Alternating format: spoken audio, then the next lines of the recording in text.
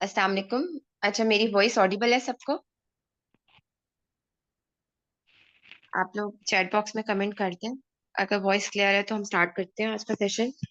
अच्छा, अब हमारी गेस्ट्रो रह गई है और साथ में हमारी रिमेटोलॉजी रहती है और पल्मो रहती है। ऐसे ही है ना, ये तीन चैप्टर्स रह गए हैं। इस वीक में शायद हम एक ऑफ लें, संडे ऑफ ना लें क्योंकि गेस्ट्रो थोड़ी ब्लड लंबी है। ब्लड भी देते हैं। हाँ, हिमेटोलॉजी भी रहती है। 4 यूनिट्स रह गए हैं। ठीक है। तो हो सकता है कि अब आगे हम जो है ना वीकेंड्स पे ऑफ ना रखें, ताकि हमारा नवंबर से पहले पहले कोर्स कंप्लीट हो जाए। और फिर उसके बाद हम जो है ना वो विजडम आप लोग स्टार्ट कर देंगे डेली। कोई जैसे आयशा ने ली हुई है रिस्पॉन्सिबिलिटी पास मेडिसिन की, आप लोग इसी ग्रुप पे अपने जो है ना विजडम के एमसीक्यूज डेली 100 एमसीक्यूज डिस्कस करोगे। और जब सारे एमसीक्यूज कंप्लीट हो जाएंगे, जो जो जिस एमसीक्यू में आपको डाउट होगा उसका एक सेशन रख के विजडम का फिर हम जो है ना वो करेंगे उस पे क्लास। चलें बिस्मिल्लाह करते हैं। चैप्टर नंबर 4 है हेपेटोलॉजी। इसे स्टार्ट करने हमने 305 पेजेस है फ्रॉन का। फर्स्ट एमसीक्यू हमारे पास है, यहाँ पे आपके पास स्क्रीन पे भी शो हो रहा है। अभी इसके साथ ना मैं आप लोगों को कुछ चीजें शेयर करूंगी वॉइस नोट से। हेपेटाइटिस बी के, हेपेटाइटिस सी के जो हमने करने होते हैं हर हाल में, डिटेल में। जो ईजल गाइडलाइंस है हमारे पास, ठीक है, वो आपके टॉक्स में भी बेनिफिशियल होते हैं कि हेपेटाइटिस बी का क्या क्या ट्रीटमेंट है। आपने किसके साथ, लाइक हेपेटाइटिस बी का कोई इन्फेक्शन हो गया, कोई इन्फेक्शन विद हेपेटाइटिस सी हो गया, या एचआईवी के साथ है तब क्या ट्रीटमेंट देना है, हेपेटाइटिस सी में फर्स्ट लाइन ट्रीटमेंट क्या है आपके पास, कौन सी ड्रग कब कॉन्ट्रा इंडिकेटेड हो जाती है, किस ड्रग का क्या साइड इफेक्ट है। ये मेरे पास ना वॉइस नोट्स मैंने अपने सेव किए, मैंने लेक्चर्स के बना के। तो मैं आपको क्लास के बाद शेयर करूंगी, वो तो आपने उसे उधर से प्रिपेयर कर लेना है। काइंडली बाकी अपने आप म्यूट करते हैं, ठीक है। तो बाकी हम ये स्टार्ट करते हैं यहाँ से। और जब आप लोग वॉइस नोट सुनोगे तो आपको हेपेटाइटिस बी सी की सारी गाइडलाइंस के अकॉर्डिंग ट्रीटमेंट तैयार हो जाएगा। फर्स्ट एमसीक्यू हमारे पास है, 51 years old known case of chronic hepatitis C with a painful skin rash।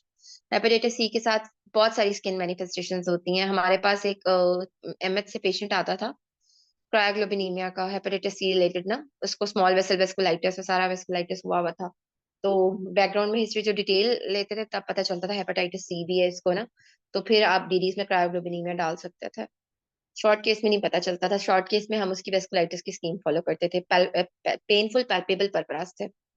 Examination पे small raised reddish rash on lower extremities bilaterally, lab showed HP 11.6, platelets 1,10,000, total bilirubin 2.3, AST ALT भी उसका खराब है, alkaline phosphatase 175, creatinine भी बढ़ी हुई है। With low serum complement and positive R F factor, which is the best treatment? आपके पास सफोस्बोविर और वेल्पाटेस्पिर का कॉम्बिनेशन होता है, ठीक है। अब सफोस्बोविर और वेल्पाटेस्पिर के अलावा और कौन से कॉम्बिनेशन है, ये मैं वॉइस नोट में आपको सारा शेयर करूंगी, जिसमें हमारे पास ग्लिकाप्रिविर, प्रिब्रेंटेस्पिर है। लेकिन आपके पास कौन सी ड्रग सीकेडी में कॉन्ट्रा इंडिकेटेड हो जाती है, ये सारा कुछ जो है ना, कितना आपने रिबाविरिन का बैट करना है डिकम्पनसेशन में, तो ये सारा आपको वॉइस नोट में क्लियर हो जाएगा, ठीक है। हेपेटाइटिस बी का और सी का ट्रीटमेंट। नेक्स्ट एमसीक्यू हमारे पास सेकंड एमसीक्यू है। A 29 years old female with a history of infertility and IBS is referred to you for persistently abnormal liver test. Labs है उसका ALT 94, AST 103 with normal alkaline phosphatase and negative serology for Hep B C. A repeat test shows elevated liver test with hemoglobin। अब देखो, young age में जब भी आपके पास patient आता है आयरन डेफिशिएंसी या कोई भी एनीमिया के साथ, तो आप पॉलीसीलिएक डिजीज के लिए इवेलुएट जरूर कराते हो। तो यहाँ पे तो टिपिकल हिस्ट्री दी हुई है सारी सीलिएक के लिए, आईबीएस के फीचर्स, इनफर्टिलिटी और साथ में हीमोग्लोबिन का ड्रॉप कर जाना। तो एंटी टीटीजी एंटीबॉडीज कराते हो। एंटी टीटीजी कौन सी टाइप कराते हो, आईजी या आईजीजी? पहले कौन बताएगा? हाँ जी, पहले कौन सी कराते हो?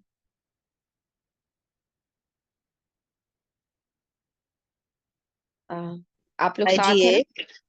हाँ जी। अगर आईजीए आईजी कराते हैं पहले। आईजीए जब करानी होती है तो आईजीए आईजीए के साथ और डेफिशिएंसी। क्या देखते हो? अगर IgA IgA IgA deficiency syndrome deficiency. हो पेशेंट को, फिर इसीलिए समटाइम्स आपके पास जो है ना वो आईजी डेफिशिएंसी सिंड्रोम होता है पेशेंट को अंडरलाइन। मैंने आपको ये बहुत डिटेल में पढ़ाए थे, डिफरेंट टाइप्स ऑफ जो है ना वो डिफरेंट टाइप्स ऑफ जो हमारे पास थे इम्यूनो डेफिशिएंसी सिंड्रोम्स, जिसमें हमारे पास न्यूट्रोफिलिक थे। कौन बताएगा मुझे कौन कौन सी टाइप्स थी? हाँ जी, कौन बताएगा? न्यूट्रोफिल्स पे बताया था मैंने आपको बी सेल्स पे बताया था, टी सेल्स पे बताया था, कंबाइंड बी और टी बताया था। किसी को याद है? ये चीजें तो अब आपको याद होनी चाहिए। अब आपका एग्जाम का टाइम थोड़ा रहता है, अब इसमें अब आपने रिवीजन करनी है, चीजें आपको फिंगर टिप्स पे आनी चाहिए इस टाइम पे अब। अच्छा इतना बता दें मुझे, टी सेल्स का कौन सा था सिंड्रोम? टी सेल्स डेफिशिएंसी की वजह से, वो तो बहुत आसान सा था। Diet George. Very good. और बी और टी सेल्स का कंबाइन? ये टेट्रिया टेलैंजियोक्टेजियास थे, विस्कॉट एल्ड्रिक सिंड्रोम था। बी सेल्स के कौन से थे? इसका मैंने आपको टेबल भी शेयर किया था, खैर इसको रिवाइज कर लीजिएगा। न्यूट्रोफिल्स के 3 थे, चिड़ियाकी काशी था, ठीक है। और ये आपको क्रॉनिक ग्रैनुलोमेटस डिजीज, मैंने आपको डिटेल में पढ़ाया था, ये आपको आना चाहिए। अच्छा इसमें तो आंसर आ गया, एंटी टीटीजी एंटीबॉडीज आपने करा लेनी है। नेक्स्ट हमारे पास थर्ड एमसीक्यू है। A 51 years old obese female with a BMI of 34.2, diabetes hypertension is referred to you for abnormal liver function test, AST ALT उसका बढ़ा हुआ है, patient is taking metformin lisinopril atorva। अब देखो what should be the, ये ना एक controversial सा MCQ था। अब रेज्ड statins इंड्यूस स्टेटोहेपेटाइटिस में कुछ कहते हैं अपर लिमिट से कितना बड़ा होगा तो आपने वो स्टार्ट कराना है, स्टॉप कराना है। कहीं 3 टाइम्स अपर लिमिट से नॉर्मल लिखा हुआ है, कहीं पे 5 टाइम्स भी लिखा हुआ है। सिम्टोम वो हमारे पास एटीटी इंड्यूस्ड का होता है हेपेटाइटिस, जिसमें आप एसिम्टोमेटिक में 5 टाइम्स और सिम्टोमेटिक में 3 टाइम्स, ठीक है। इसमें वो कहते हैं कि पेशेंट रिस्क पे है, तो इसमें अगर आपने स्टॉप कराया तो रिस्क फैक्टर बढ़ जाएगा। इस टाइम पे कोई ऐसा इंडिकेशन नहीं है कि आप स्टॉप कराओ, continue with the same dose करो आप इसमें। अच्छा इसमें हमने मधिया आईजी टीटीजी आईजी यही करानी होती है, लेकिन साथ में आपको आईजीए लेवल्स भी चेक करने होते हैं, ठीक है, ये आपको देखना होता है। अच्छा नेक्स्ट आपके पास हमारे पास एमसीक्यू है fourth. A 26 years old female with acute liver failure due to paracetamol has progressed to grade 4 encephalopathy। मेरा एक इंटरव्यू हुआ था अभी, तो उसमें उन्होंने मुझसे इंसेफ्लो ये सारी चीजें पूछी थी, paracetamol, King's criteria for the paracetamol as well as for non paracetamol, तो ये आपको आना चाहिए। पैरासीटामोल के लिए मैंने आपको ये, और नॉन पैरासीटामोल के लिए मैंने आपको फार्माकोलॉजी में पढ़ाया था। कोई बताना चाहेगा मुझे वो क्राइटेरिया?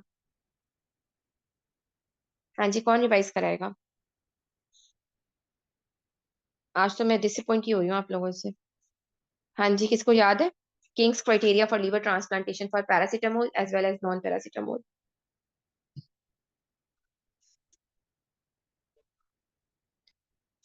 हाँ बता, ये आपके पास 24 आवर्स बाद पीएच का लेस देन 7.3, और लैक्टिक एसिड का क्या लेवल था? 2 किस्म के एमसीक्यूज आते हैं, मैंने आपको बताया था इसके। फ्लूइड रिससिटेशन के बाद 30 से ज्यादा हो। पीटी का आपके पास मोर देन 100 हो जाना, ठीक है। और क्रेटिनिन, क्रेटिनिन 300 से ज्यादा, और इनकैफ पे ग्रेड 3 और 4। ठीक है, अब आपने ये सारी चीजें अपने रट्टे लगा देनी है इस टाइम पे ना। मैं आपको यही कहूंगी कि जो ये वाला टाइम पीरियड होता है, रिवीजन से रिकॉल्स होती है चीजें, ठीक है। इस टाइम मैं आपको लास्ट टाइम भी हमारे पास जो बैच था ना, उसमें बहुत सारे लोगों ने 3 3 4 4 दफा सेफ्रॉन रिवाइज की थी। सिर्फ जो 1 2 लोगों के साथ जिनके साथ मसला हुआ था, उन्होंने मुझे बाद में ये फीडबैक दिया था कि हमने सेफ्रॉन ना बार बार रिवाइज नहीं की, और जो चीजें ऐड की थी हमने बाद में, उन्होंने वो रिवाइज नहीं की। तो वो कहते टाइम की है, तो अब अभी भी मैं आपके पास मोर देन सफिशिएंट टाइम अभी पड़ा हुआ है। इस टाइम पे लोग तैयारी शुरू कर रहे होते हैं, तो आप लोगों ने रिवाइज करनी है चीजों को, अब रिटेन रखना है। एक बार अब आपका गो थ्रू होने वाला है सारा सिलेबस, अब आपने ये नहीं इस चक्कर में नहीं रहना कि हम ये भी देख लें, ये भी देख लें, सीएमडीटी पे पढ़ लें। इस टाइम पे जो चीजें आपने कर ली हैं उनको बस पक्का करना है। समटाइम्स ये होता है कि आप उनको पक्का नहीं करते और इसमें लगे रहते हो कि ये चीज भी ले लें, ये चीज भी ले लें, तो फिर आपको जो चीजें, जो असल चीजें वो भूल जाती हैं, ठीक है। तो इसके 5 पॉइंट थे आपके पास टोटल, जो नॉन पैरासीटामोल के थे उनमें से 3 का हो जाना, या फिर आपके पास खाली पीटी का जो है ना वो बढ़ जाना 100 से, और पैरासीटामोल के लिए हमारे पास था कि पीएच का 7.3 से कम हो जाना, या फिर आपके पास ऑल ऑफ द 3, जिसमें पीटी था, जिसमें इंसेफ्लोपैथी थी, और क्रेटिनिन का डिरेंज हो जाना। नेक्स्ट एमसीक्यू हमारे पास है, ये फोर्थ था, फिफ्थ एमसीक्यू, एक second. A patient with acute liver failure has encephalopathy, which is monitored by ICP. which shows high intracranial pressure. What is the first line treatment to reduce ICP in the liver failure? अब यहाँ पे first time पूछ रहे हैं liver failure में ICP, mannitol आप देते हो, आपको सबको पता है। अच्छा, खाली अगर आईसीपी रेज्ड है तो वार्ड में आप क्या प्रैक्टिस करते हो? हम्म। हाँ जी, कौन बताएगा? सबसे पहले क्या स्टेप करते हो? नहीं, तो हाइपरवेंटिलेट तो बाद का स्टेप होता है, सबसे इनिशियल स्टेप। आपको अक्सर कंसल्टेंट बेड साइड पे आके भी कहते हैं कि क्या करना होता है। प्रॉप अप मैम कराते हो ना प्रोप अप मरीज को करवाते फौरी हैं। फौरी। सबसे पहला स्टेप होता है प्रॉप अप कराना, उसी टाइम कहते हैं कि फौरी से प्रॉप अप करो। हाइपर वेंटिलेशन आप किस में यूज कराते हो? पेशेंट को हाइपर वेंटिलेट कैसे करते हो? आप एम्बू बैग पकड़ते हो, उससे उसको जो है ना बाबा, मतलब हाइपर वेंटिलेट इस तरह कराते हो कि मतलब उसकी स्पीड बढ़ा देते हो एम्बू करने की, ताकि जो है ना उसकी कार्बन डाइऑक्साइड जल्दी से एक्सहेल हो। तो इस तरह आप हाइपर वेंटिलेट करा रहे होते हो। ठीक है, ये तरीके नॉर्मली हमें आने चाहिए जब हम कर रहे होते हैं। रेज्ड आईसीपी के फीचर्स आते हैं एकदम से, कशिंग ट्रायड कशिंग रिफ्लेक्स होती है डेवलप, तो हमें फौरी फौरी ये करना चाहिए, और करते भी हैं हम लोग ईआर में। अच्छा, सिक्स्थ एमसीक्यू है, patient is referred by his cardiologist with abnormal liver function test. Patient has a history of CCF with EF 25%, LFTs पे उसका AST 1200, ALT 1400 with total bilirubin 3.6. Patient was taking standard medical therapy and amiodarone was started 1 week back for unstable atrial fibrillation. What should be your advice regarding abnormal liver test? देखो यहाँ पे इस time इसको क्या हो रहा है, hepatic ischaemia, congestive hepatic failure, तो आपने हार्ट फेलियर का ट्रीटमेंट पहले करना होगा। ठीक है, उसी से कंडीशन बेहतर होना शुरू हो जाएगी। नेक्स्ट एमसीक्यू हमारे पास सेवेंथ है, which one of the following test is used for the prognosis in both acute and chronic liver disease? अब देखो, जो हमारे पास यहाँ पे बात करें बोथ एक्यूट और क्रॉनिक की, तो दोनों चीजों में हमारे पास पीटी होता है। अगर वो पूछेंगे एक्यूट और क्रॉनिक को डिफरेंशिएट करने के लिए क्या चीज होती है, वो एल्ब्यूमिन होती है। एल्ब्यूमिन का हाफ लाइफ कितना होता है, कौन बताएगा? 3 वीक्स में। वेरी गुड, 21 days 3 weeks होता है इसका। तो देखो 3 weeks है ना, तो क्रॉनिक को बताने के लिए एल्ब्यूमिन का लेवल कम होना बहुत जरूरी है। इसलिए तो आपको देखा होगा बोर्ड में, हमारे एक एपी थे, वो बहुत माइंड करते थे कि ना जब एजी रेशो नहीं कराई गई थी, एल्ब्यूमिन नहीं कराया हुआ था क्रॉनिक लीवर डिजीज, और हम बोल रहे थे he is known case of CLD. मुझे याद है, मेरा फर्स्ट फर्स्ट मेरा डे था ट्रेनिंग का, तो इस बात पे वो हो रहे थे उस टाइम। मैं एल्ब्यूमिन का मुझसे उन्होंने पूछा, हाफ लाइफ, ये चीजें पूछी। तो आपके पास ये अल्ब्यूमिन क्रॉनिक में आपको बताता है, और जो एक्यूट और क्रॉनिक दोनों में खराब होगा वो पीटी हो सकता है हमारे पास। ठीक है, तो ये एमसीक्यू दो तरीके से आता है। अब नेक्स्ट एमसीक्यू एट्थ भी इसी तरीके से ही है कि which of the following blood test is used to differentiate between acute and chronic? Albumin दोनों को डिफरेंशिएट करने के लिए होता है, और पीटी दोनों में खराब होता है। हाँ जी, बिल्कुल, प्रोग्नोस्टिक का भी पीटी का आता है। Ninth MCQ, 25 years old patient presented with a history of recurrent jaundice for many years. He told you that jaundice is more pronounced in Ramadan. Labs were done, shows bilirubin 3.2 with direct bilirubin 0.7, indirect इसका 2. जब भी आपके पास isolated hyperbilirubinemia during the time of stress, जैसे कि रमजान में उसकी fasting Ramzan में चल रही है, तो तब होता है, तो ये आपके पास जिलबर्ट सिंड्रोम होता है। इसके सिनेरियो इसी तरह आते हैं। आइसोलेटेड हाइपरबिलिरुबिनीमिया का मतलब ये है कि आपके पास AST/ALT नॉर्मल होते हैं। 10th एमसीक्यू हमारे पास है, इसका टेस्ट कौन सा होता है, कोई बता सकता है? इसका डायग्नोस्टिक टेस्ट जिलबर्ट सिंड्रोम का निकोटीन देते, वेरी गुड। और तो ये overnight reformation administration. Very good, overnight rifampicin administration test होता है, दूसरा कैलोरिक रिस्ट्रिक्शन टेस्ट होता है, तीसरा निकोटीन एडमिनिस्ट्रेशन होता है। ठीक है, इससे आप कंफर्म करते हो। 10th MCQ है, 27 years old patient with an open cholecystectomy for gallstone surgery has noted the liver is darkly pigmented. हमारे पास ना दो किस्म के सिंड्रोम्स होते हैं आपके पास, एक तो कॉन्जुगेटेड और अनकॉन्जुगेटेड। कॉन्जुगेटेड में कौन से आते हैं और अनकॉन्जुगेटेड में कौन से आते हैं? जो जिलबर्ट और क्रिगलर नजार सिंड्रोम है, ये हमारे पास जो है ना अनकॉन्जुगेटेड में आता है। ठीक है, ड्यूबिन जॉनसन एंड रॉटर सिंड्रोम ये हमारे पास कॉन्जुगेटेड में आ जाता है। आप ड्यूबिन जॉनसन और रॉटर को किस तरह डिफरेंशिएट करते हो? ये हमारे पास जो ड्यूबिन जॉनसन सिंड्रोम का लीवर होता है, पिगमेंटेड होता है। इस तरह का हिंट दिया हुआ होता है। ये मेरे पास ना एमआरसीपी में मुझसे पूछा था फेसेस में, कि पेशेंट था आइसोलेटेड, उसकी इतनी ज्यादा हिपैटोमेगाली थी और टेंडर थी सारी, तो उन्होंने मुझे पूछा था ये चीज ना कि जो अगर आपके पास कॉन्जुगेटेड हाइपर और उसका ना ऑब्स्ट्रक्टिव जॉन्डिस था पेशेंट का, तो उन्होंने मुझसे कॉन्जुगेटेड बिलीरुबिनीमिया की कॉजेज पूछी। फिर आगे से उन्होंने मुझसे यही पूछा डिबिन जॉनसन में लीवर आपको हिस्टोपैथोलॉजी पे कैसा मिलेगा। तो ये डार्कली पिगमेंटेड, ये एक पॉइंट होता है आपका। अच्छा, 11th MCQ है, a patient with a choledocholitis has ERCP done 2 hours ago with difficult cannulation and CBT during the procedure. उसको complaints of severe abdominal pain and vomiting, mild epigastric tenderness है।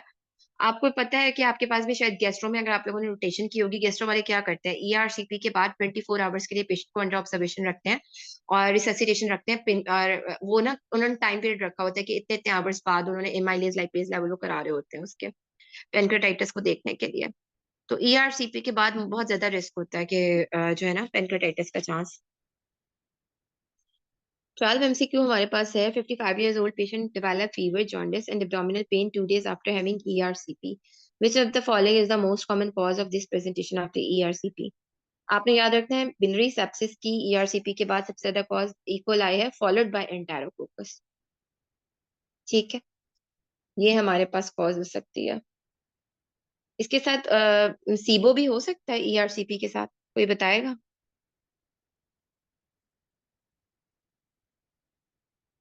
हम्म, होता है इसके साथ क्या? असेंडिंग कोलिंजाइटिस होता है इसके साथ क्या? आज सारे इतने सुस्त क्यों हुए हैं छुट्टी के बाद 2 दिन की? एक्टिव नहीं है। हमारे पास मैं पूछूं ERCP के बाद असेंडिंग कोलिंजाइटिस का रिस्क बढ़ता है या नहीं बढ़ता?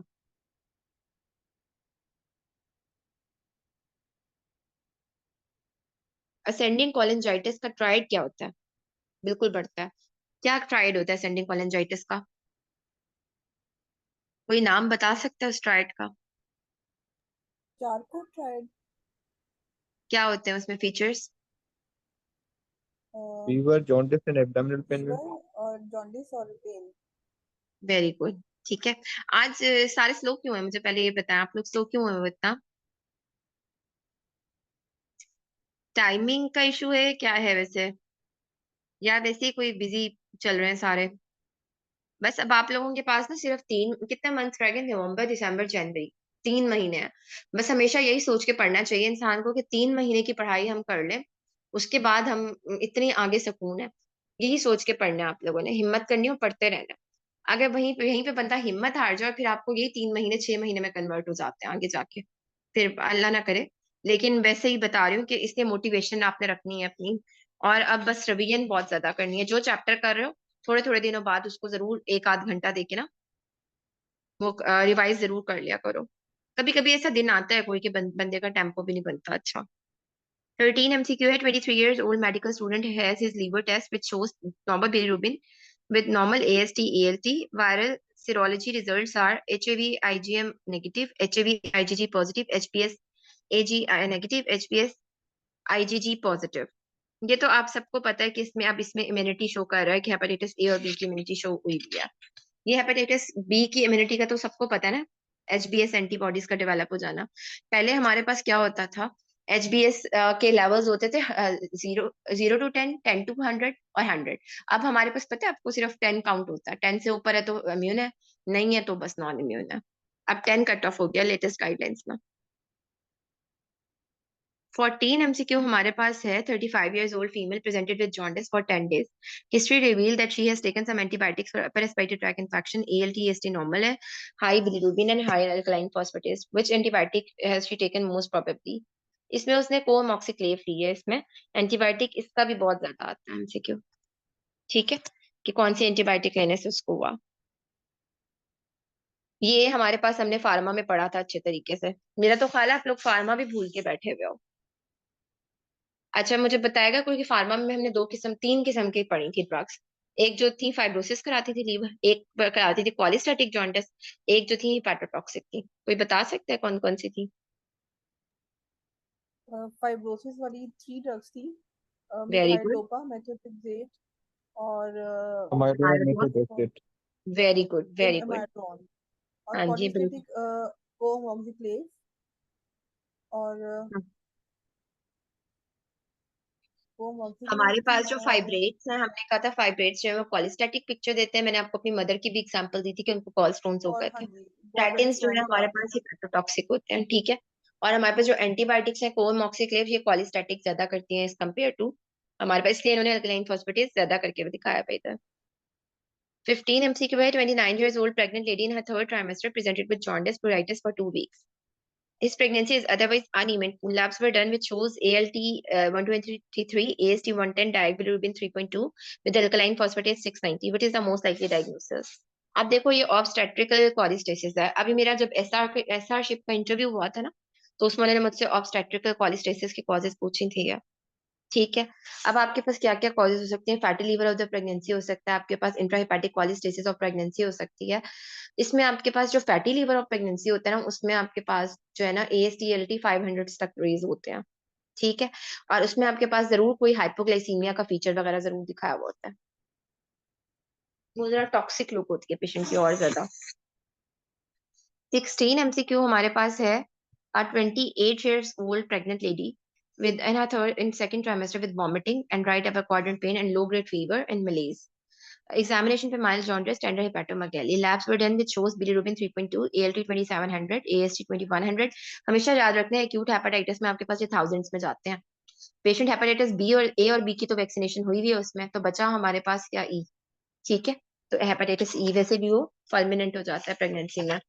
अच्छा, हेपेटाइटिस सी की वैक्सीन क्यों नहीं अवेलेबल, कोई बता सकता है? हम्म हेपेटाइटिस सी की वैक्सीन हमारे पास अभी तक क्यों नहीं बन सकी?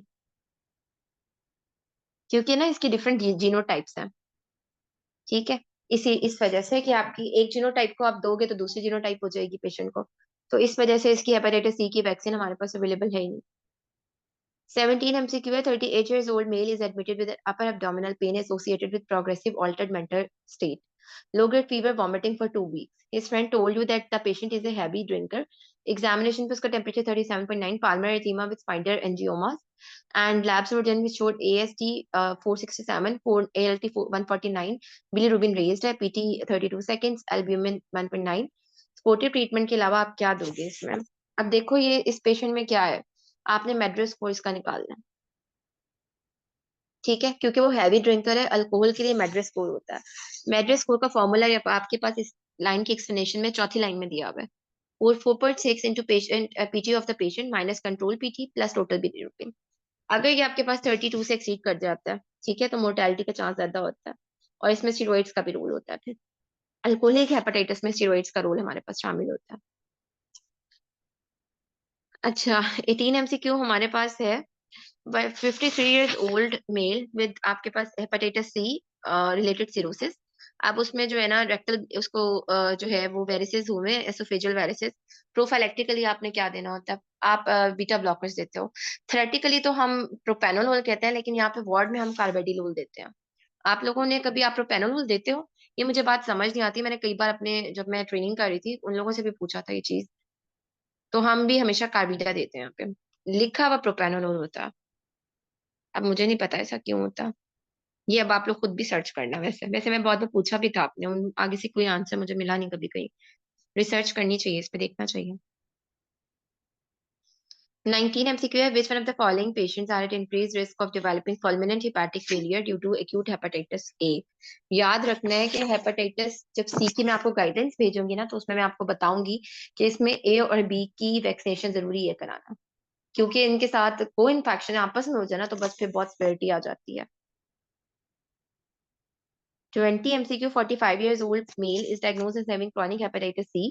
Fibroscan shows fibrosis उसका 4 है with no history of decompensation. Velpatasvir और Spospovir ले रहा है और attained SVR। ये सारा कुछ मैं आपको वॉइस नोट्स में हेपेटाइटिस बी सी का पढ़ा दूंगी। ये मैं आपको भेजूंगी, इसलिए आज हम 30 MCQs करेंगे और कल मैं आपसे बी और सी का treatment सुनूंगी। What test is needed for long term follow up for this patient? Ultrasound. आपने जब भी आपके पास हेपेटाइटिस सी और बी का हो जाए ना, तो आपने फॉलोअप कराना होता है थ्रू अल्ट्रासाउंड और अल्फा फीटोप्रोटीन। 6 मंथली कराना होता है। 21 MCQ हमारे पास है। 65 years old patient with a decompensated cirrhosis due to chronic hepatitis B presented with progressive dyspnea for 3 months. He reported that dyspnea gets better if he lies down to rest, but worsened when sitting upright. Chest X-ray is normal. आपने अगर किसी ने आप में से पल्मों में काम किया है तो ये आपने बहुत सारे पेशेंट देखे होंगे इसके। कोई बता सकते हैं पल्मों में देखे आप लोगों ने इसके पेशेंट? प्लेटिपनिया इसको बोलते हैं, हिपैटोपल्मोनरी सिंड्रोम में आपके पास। वैसे तो नॉर्मली कार्डियक पेशेंट लेट के सांस उसका खराब होता है ना, और जो हिपैटोपल्मोनरी इसका ऑपोजिट होता है, लेट के सांस बेहतर होता है, बैठ के खराब होता है। ये बहुत ज्यादा केसेस पड़े होते हैं। ट्रांसथोरेसिक एको एको विद शंट स्टडी कराना होता है इसमें आपने। इनका हार्ट से ऑपोजिट होता है हिपैटोपल्मोनरी वालों का। मदिया इसमें हम पीसीआर नहीं कराते, फॉलोअप हमने एचसीसी के लिए कराना है। बेसिकली हेपेटाइटिस बी सी को नहीं हम देख रहे कि वो खत्म हुए नहीं, हम फॉलोअप करा रहे हैं सिर्फ मेलिग्नेंसी के लिए। ठीक है, प्लेटिपनिया जहां पे भी आएगा आपके पास, आपने क्या कराना है, आपने फौरी फौरी जो है ना ट्रांसथोरेसिक एको विद शंट स्टडी करानी होती है, ये देखने के लिए कि आपके पास कोई इंट्राकार्डिक शंटिंग तो नहीं डेवलप हुई हुई, या फिर ये हिपैटोपल्मोनरी शंटिंग है।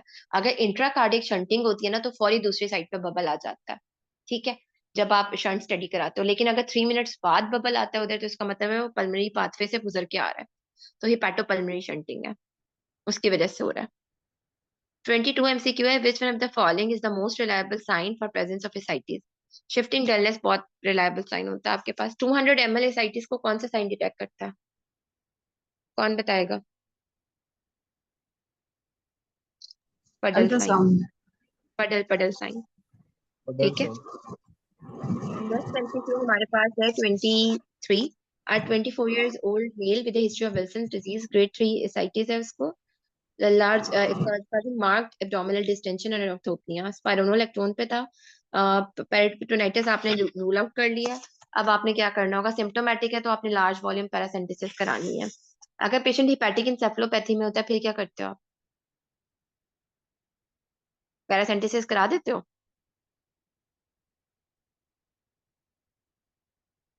नहीं कराना होता ना, हिपैटिक इंसेफेलोपैथी वर्सन हो जाती है इलेक्ट्रोलाइट इम्बैलेंस की वजह से। एसाइटिस के जो है ना ग्रेड्स आपके पास होते हैं। ग्रेड 1 आपके पास सिर्फ अल्ट्रासाउंड पे डिटेक्ट होता है। ग्रेड 2 में आपके पास डिस्टेंशन आ जाती है। ग्रेड 3 में मार्केटली एब्डोमिनल डिस्टेंशन और रेस्पिरेटरी कॉम्प्रोमाइज हो जाता है शुरू। समटाइम्स वो आपको ग्रेड देके आपसे पूछते हैं कि आपने करना क्या है। ग्रेड 1 में आपने क्या करना है, ग्रेड 2 में क्या करना है, ग्रेड 3 में क्या करना है, ये आपको पता होना चाहिए। यहाँ पे ग्रेड 3 डेवलप हो गया तो आपने थेराप्यूटिक पैरासिंथेसिस करनी होती है। नेक्स्ट एमसीक्यू हमारे पास 24 है, 68 years old patient with abdominal distension, shifting dullness is positive, ultrasound पे मॉडरेट एसाइटिस है, पैरासिंथेसिस भी किया आपने। फ्लूइड एल्ब्यूमिन 3.2, ग्लूकोज उसका जो है वो 80 और सेल्स उसके 265 with 80% lymphocytes। Serum albumin is 3.7, which one of the following is the most likely cause? यहाँ पे आपके पास एब्डोमिनल डिस्टेंशन हुई है मॉडरेट एसाइटिस के साथ। ठीक है, और आपके पास जो है ना जब सैग रेशो निकालोगे, सैग रेशो में आपके पास क्या होता है, 1.1 से ज्यादा है तो इसका मतलब क्या है, ट्रांजिटिव। 1.1 से कम है तो एक्सुडेटिव। ठीक है, यहाँ पे हमारे पास सैग रेशो आएगी, माइनस करना होता है इसमें, हमेशा याद रखें 0.5, तो जो कि इसमें क्राइटेरिया मेट्स का पूरा करती है मेलिग्नेंसी में। बाकी सारे ट्रांजिटिव की कॉजेज हैं। नेक्स्ट एमसीक्यू है 25th। Type 1 autoimmune hepatitis is associated with which one of the following auto antibodies? अच्छा, आपके पास टाइप 1 होता है, टाइप 2 होता है, टाइप 3 होता है, ये आपको पता होना चाहिए। टाइप 1 अस्थमा और एना के साथ मैंने से एएनए और एएसएम में, और type 2 anti LKM one antibodies. Type 3 में आपके पास liver soluble kidney soluble antibodies हो जाती हैं। 3 टाइप्स होती हैं इसकी आपके पास। 26 MCQ हमारे पास है, 35 years old female with a history of sudden onset of abdominal pain with abdominal distension on examination jaundice है, shifting dullness with tender hepatomegaly। But क्यारी टाइप पिक्चर है जिसमें आपके पास टेंडर हिपैटोमेगैली और शिफ्टिंग डलनेस सारी आ रही है, तो आपने फौरी डॉक्टर अल्ट्रासाउंड कराना होता है। नेक्स्ट हमारे पास है, एक सेकंड पिक्चर निकालने में, 27 your house officer came to you with a needle stick injury from HCV patient, active hepatitis C with high viral load. आपने क्या कराना होता है, हेपेटाइटिस बी सी की प्रोफाइलेक्सिस आपको पता होना चाहिए। सी में आपने प्रोफाइल आपने ना सिर्फ वंस मंथली उसका आरएनए कराते हो आप, उसका एचसीवी आरएनए देखने के लिए कि सीरो कन्वर्जन हो तो नहीं गई। जहाँ पे सीरो कन्वर्जन होती है वहां पे आप ट्रीटमेंट स्टार्ट करते हो। 28, a nurse has presented after a needle stick injury with drawing blood sample from hepatitis B positive patient. She has full immunization. जब उसको full immunization है, अब आपने कुछ भी नहीं करना. इसके ना मैं आपको वॉइस नोट्स भेजूंगी प्रोफाइलेक्सिस वाले भी, तो रीएश्योरेंस है. 29 हमारे पास है. A pregnant female is referred to you by OPS for recommendation of hepatitis B management. अब उसको क्या है? HBs antigen positive, HBe antigen positive with normal ALT, HPV DNA are 2000. What do you recommend? Hepatitis B immunoglobulins और full vaccination to the newborn आपने करना होगा. ये भी वॉइस नोट्स में शामिल है आपका सारा ना, कि आपने प्रेगनेंसी में कितने लेवल पे ट्रीट करना है. ये आपको मैं वॉइस नोट इसके बाद भेजती हूँ. 30 MCQ. आज का last MCQ. 25 years old male came to you for an advice. He is newly married and his wife is chronic carrier of hepatitis B. He is not vaccinated against hepatitis B and has anti-HBs level is undetectable. What will you recommend? अब यहाँ पे आपने 3 doses लगवानी होगी क्योंकि वो totally unvaccinated है. Prophylaxis क्या है, वैक्सीनेशन की डोजेस क्या है. अब एक लेटेस्ट भी वैक्सीन आ गई है ना हेपेटाइटिस बी की 2 डोजेस वाली, पता है आप लोगों को इसके बारे में? उसका नाम क्या था? हेप्लासेफ थी, कुछ इस तरह नाम था उसका. ठीक है, अब मैं आपको ना वॉइस नोट्स भेजूंगी, वो आपको याद करने पड़ेंगे सारे. ठीक है, तो इसलिए आज हम 30 MCQs किए हैं, तो कल हम ज्यादा करेंगे, कल हम हेपेटोलॉजी अपनी खत्म करेंगे. कोई क्वेश्चन हो किसी का? ईजल गाइडलाइंस ना उन वॉइस नोट्स के बाद आपके पास बहुत आसान हो जाएगी. ठीक है, और वो वॉइस नोट सुनने के बाद आपने अपने फीडबैक भी देने हैं मुझे, समझ आ गई है नहीं. चलें, इसके बाद फिर सेशन एंड करते हैं और मैं आपको 5 मिनट्स में भेज रही हूँ वो सारे voice note. Ma'am diabetes related जो क्वेरीज हैं वो भी काइंडली वॉइस नोट कर दें. क्या क्यूरीज है उसमें आप लोगों की? मैम मैंने आपको 2 मैसेज किए थे अच्छा, मैं आपके देखती हूँ. व्हाट्सएप पे. अच्छा, मैं आपने इन पर्सन किया, मैं देख लेती हूँ. ठीक है, मुझे दोबारा भेज देना. कुछ मेरे ना पिछले दिनों मोबाइल में अपना स्विच कर रही थी, इस वजह से कुछ मैसेजेस. मैम मैं ग्रुप में भेज देती हूँ. ठीक है, आप फिर ना मुझे वो डायबिटीज के जो भी क्वेश्चंस है ना, आप एक लिस्ट बना के भेज दो इकट्ठी करके, जो सबने पूछे हुए हैं. फिर मैं ना उनको देख के फिर आंसर करती हूँ. ठीक है, जो भी क्यूरीज है.